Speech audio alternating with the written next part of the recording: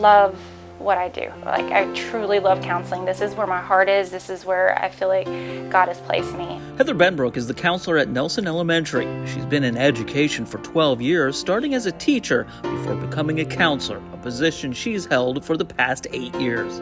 What I can say about working at the elementary level is that you never know what the day will hold. Kids are so different, and they're so different from each other, that you just have to be flexible.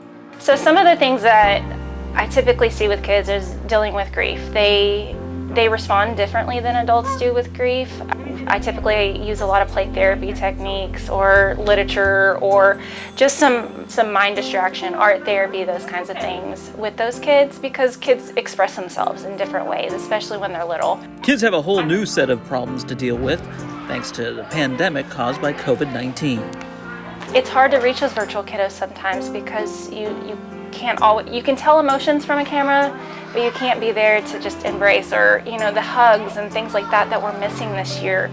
I'll be honest, sometimes the kids will just come up and hug anyway, and that's okay. And I know with social distancing and everything, we still have to show the kids that we care and that we're here for them. Heather went to school in Alvin ISD, and she's still happy to call it home since that's where all her friends and family are. As a teacher, I felt like I built relationships with my kids, but as a counselor, you get that one-on-one understanding of a child and what that backpack of theirs holds and what they're dealing with. And building that relationship, it's like you almost get emotional when they leave and go to junior high. When you see them later down the road being successful, like, that's the ultimate prize right there. I love helping those kids and easing their fears and worries about going and transitioning to junior high.